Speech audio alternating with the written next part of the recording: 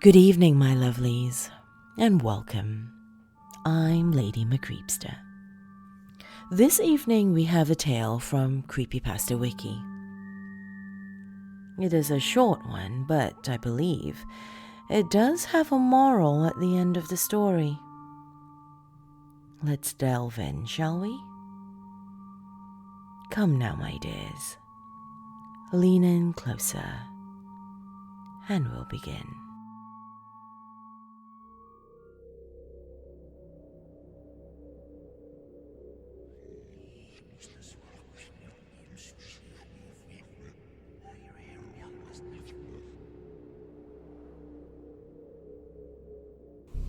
My friends and I recently acquired an old-looking book from an antique store. The cover was worn, so there was no title on the top, and it looked like it hadn't been touched in ages. The woman behind the counter warned us that once it is opened, it can never be undone. We laughed, thinking it was some joke to get us a bit scared or something, but there was something in her eyes, true fear. We went to Heather's house and proceeded to look inside the book. When we opened it, there was a slight chill in the room, and a few of the candles that we had lit went out. We laughed nervously and tried to shrug it off as a coincidence. The first page had a little symbol written in red ink. The next page had something written in Latin.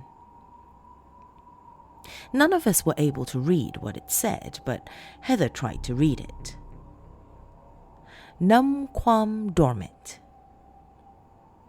After she said it, everything had a heavy feel to it, like someone was now watching us. We hesitated, then finally, after a moment of silence, turned to the next page. There was nothing on the page but a name in the corner. Scrawled in small print was the name Kayla. We freaked a little because that was Heather's best friend. Maybe it's just a coincidence. There are lots of people named Kayla. It's probably just scary because we're tired. Let's just go to bed. We all got comfortable, laid down, but for some reason couldn't fall asleep. It still felt like someone was watching us in the shadows. At about 2 a.m., I finally drifted off. The others had fallen asleep before me. I had very disturbing nightmares. I was in a dark room. Heather was across from me, and Kayla sat in the middle. Suddenly, a grotesque, female-looking monster. It had bags under its eyes, and it looked like it hadn't slept for ages.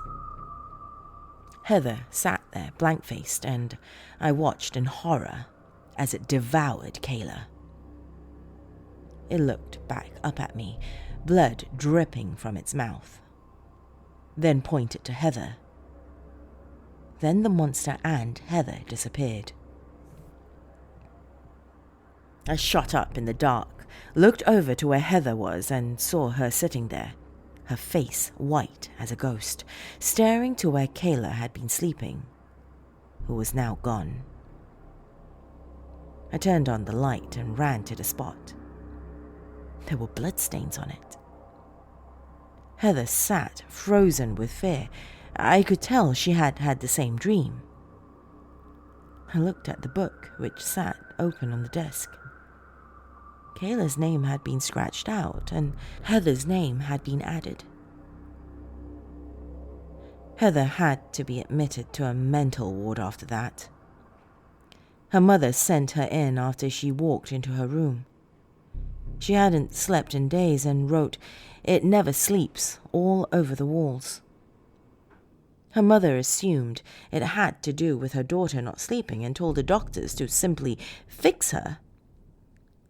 The doctors tried everything from electroshock to sedatives. She fought them, believing that she was next. But they didn't believe her. They thought it was just another episode. They gave her a mixture of a lot of sedatives, hoping this would make her sleep. Little did they know, they made it worse. Once again, I was in the dark room, but Heather stood in the center. She looked sullen and like she had lost a lot of weight.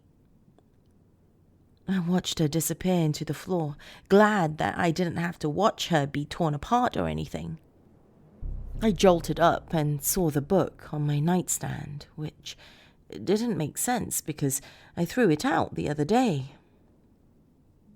Her name was crossed off, and mine was next. The next morning, my mom told me they monitored her and witnessed something very scary happen. They watched her strapped down body get thrown across the room, get torn to pieces. But the monitors that were showing her brain activity was that of a normal nightmare. How could a nightmare be doing this to her? Finally, after 3 a.m., she died. They said her death had been a painful one, even though she was asleep. Now I fear for my life. I haven't slept in almost a week. I feel like it is staring at me, bearing a hole in my soul, waiting until I sleep to get me.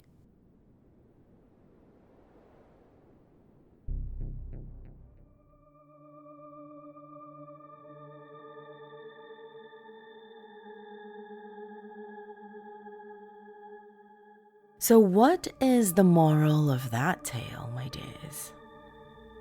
Well, personally, I think it's simply listen to the witch.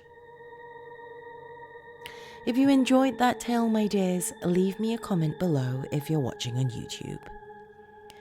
If you are listening on the podcast, reach out to me on social media. I'm Lady Creepypasta on both Facebook and Twitter. I'd also like to take this opportunity to say a very big thank you to my dark family on Patreon. Your support throughout the years has truly meant everything.